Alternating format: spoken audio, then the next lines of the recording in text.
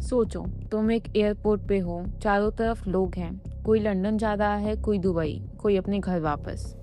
सबके हाथ में टिकट्स हैं, सबके पास मंजिल है। अब सोचो, तुम इन सब लोगों को जाते देखते हो, रोज, हर घंटे, हर साल, क्योंकि तुम्हारे पास ना टिकट है, ना पासपोर्ट, ना देश, ना कोई मंजिल।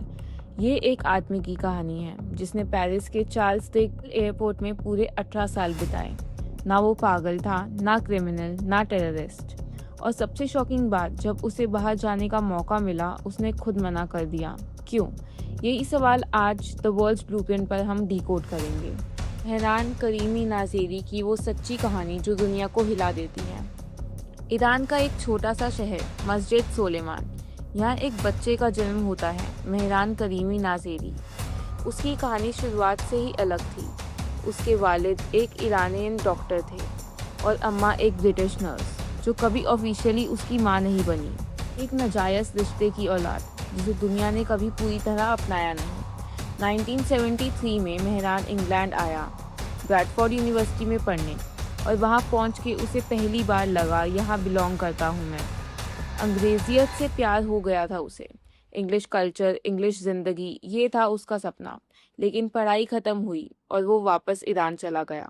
ईरान में इनकलाब आ रहा था, शाह के खिलाफ प्रोटेस्ट, और मेहरान भी इन प्रोटेस्ट में था, एक स्टूडेंट की तरह, एक आवाज़ की तरह। उसका खामी ये हुआ कि ईरानियन गवर्नमेंट ने उसे निकाला, पासपोर्ट छीन लिया, देश से बाहर कर दिया, और अब वो ईरान का नहीं रहा। इंग्लैंड ने उसे अपनाया नहीं तो गया कहाँ। सालों तक मेहरान यूरोप में भटकता रहा, एक देश से दूसरे देश। बेल्जियम ने उसे रिफ्यूज स्टेटस दिया। 1981 में एक कागज जो कहता था, इस इंसान को रहने दो अपने यहाँ। कुछ सालों तक जिंदगी ठीक रही, लेकिन फिर 1988 में एक ऐसी घटना हुई जिसने उसकी पूरी दुनिया बदल दी। पेरिस 1988। मेहरान एक ट्रेन स्टेशन पर था, लंदन जाने की तैयारी में। उसके हाथ में एक ब्रीफ केस था जिसमें था उसकी पूरी जिंदगी का सबूत, रिफ्यूजी सर्टिफिकेट, आइडेंटिटी पेपर्स, वो कागज जो कहते थे ये इंसान रियल है, इसका एक नाम है, एक जगह है दुनिया में। और वो ब्रीफ केस चोरी हो गया। बिना डॉक्यूमेंट्स के मेहरान लंदन पहुंचा। ब्रिटिश ऑफिशियल्स ने देखा, कोई पेपर्स नहीं, कोई पासपोर्ट नहीं, कोई आइडेंटिटी नहीं। उन्हें वापस भेज दिया पेरिस। पेरिस में फ्रेंच पुलिस ने उसे रोका। कौन हो तुम? कहाँ से आए हो? डॉक्यूमेंट्स कहाँ हैं? मेहरान के पास कोई जवाब नहीं था जो उसे अंदर जाने देता, कोई जवाब नहीं था जो उसे बाहर जाने देता। तो फ्रेंच अथॉरिटीज ने एक अजीब फैसला लिया, उसे एयरपोर्ट के अंदर रहने दिया, क्योंकि टेक्निकली वो डिपार्चर लॉन्च में था, जो ना फ्रांस है ना कोई और देश, एक बीच की जगह, एक नो मैंस लैंड। अगस्त 26, 1988, ये वो दिन था जब मेहरान करीमी नाजेरी का एयरपोर्ट में रहना शुरू हुआ। वो सोच रहा था, कुछ दिन की बात है, पेपर्स मिल जाएंगे, लॉयर हेल्प करेगा, सब ठीक हो जाएगा। कुछ दिन 18 साल में बदल गए। सोचो, एयरपोर्ट में रहना कैसा होगा। हम में से ज़्यादातर लोग एयरपोर्ट पे 2 से 3 घंटे भी मुश्किल से काट पाते हैं। रेस्टलेस हो जाते हैं, बोरिंग लगता है। मेहरान ने वहाँ 18 साल बिताए। एक रेड बेंच थी टर्मिनल 1 में, यही उसकी पूरी दुनिया थी। सुबह उठता, ब्रश करता एयरपोर्ट वॉशरूम में, नाश्ता करता मैकडॉनल्ड्स से। ऐसे स्ट्रेंजर्स देते थे, एयरपोर्ट वर्कर्स देते थे। दिन में वो डायरी लिखता, इकोनॉमिक्स पढ़ता, रेडियो सुनता, अकेला बैठता, सोचता। एयरपोर्ट वर्कर्स ने उसे एक नाम दिया, सर अल्फोर्ड, क्योंकि एक बार ब्रिटिश इमिग्रेंट्स फॉर्म पर गलती से लिखा गया था, डियर सर अल्फोर्ड। और मेहरान को वो नाम पसंद आ गया। उसने डिसाइड किया, अब मैं मेहरान नहीं हूँ, अब सिर्फ सर अल्फोर्ड हूँ। एक नया नाम, एक नई आइडेंटिटी, क्योंकि जब तुम्हारी पूरी आइडेंटिटी छीन ली जाए, खुद अपनी नई आइडेंटिटी बनाना शुरू कर देते हो।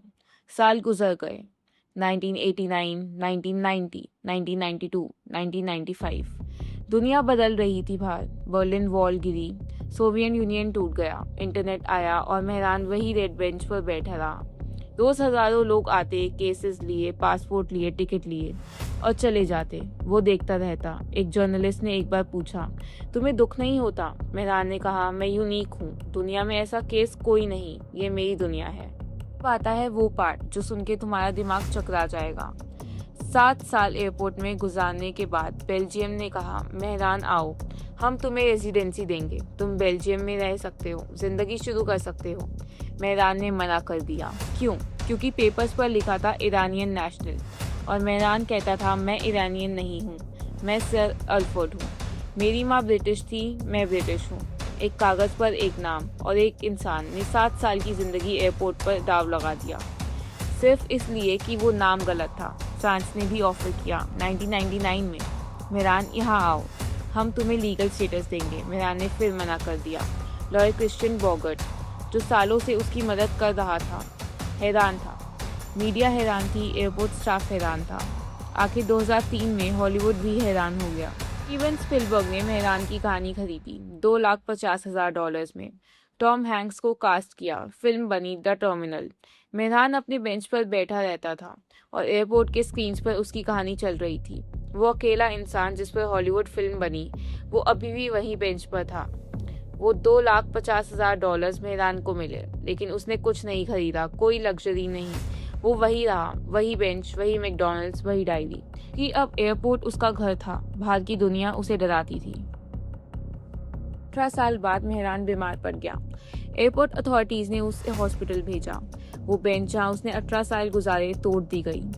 हॉस्पिटल से निकलने के बाद रेड क्रॉस ने उसे एक शेल्टर दिया पेरिस में, फिर एक चैरिटी सेंटर, फिर एक गवर्नमेंट हाउस। दुनिया के बाहर फाइनली मेहरान करीम नज़ेरी रह रहा था, लेकिन वो खुश नहीं था। जो लोग उसे मिलने जाते कहते थे उसकी आंखों में वो चमक नहीं थी जो एयरपोर्ट पर थी। वो लॉस्ट था, अकेला था। दुनिया उसे समझ नहीं पा रही थी और वो दुनिया को। सालों तक वो शेल्टर्स में रहा, कभी यहाँ कभी वहाँ, और फिर 2022 में कुछ ऐसा हुआ जो सब लोगों ने सोचा भी नहीं था। सितंबर 2022, 77 साल की उम्र में मेहरान करीम नज़ेरी वापस चार्ल्स डी गोली एयरपोर्ट आ गया। वही एयरपोर्ट, वही बेंचेस, वही दुनिया जहाँ उसे सुकून मिलता था। और नवंबर 12, 2022 उसी एयरपोर्ट में उसके दिल की धड़कन रुक गई। Heart attack. वो इंसान जो 18 साल एयरपोर्ट में रहा, जो बाहर जाने से डरा, जो दुनिया की नज़रों में एक मिस्ट्री था, उसी एयरपोर्ट में दुनिया से चला गया। जहाँ से उसकी कहानी शुरू हुई थी, वही ख़त्म भी हुई। ये थी मेहरान करीमी नाज़ेरी की कहानी। एक आदमी जिसे दुनिया ने डॉक्यूमेंट्स की वजह से रिजेक्ट कर दिया, जिस पर कोई देश अपना नहीं था, जिसके पास सिर्फ एक बेंच था, एक डायरी थी और एक सपना था कि कोई उसे उसकी अपनी आइडेंटिटी दे। लेकिन मैं चाहती हूँ तुम एक चीज़ सोचना, क्या मेहरान सच में ट्रैप था या उसे खुद चुना एयरपोर्ट को? 1995 में बेल्जियम ने बुलाया, 1999 में फ्रांस ने बुलाया।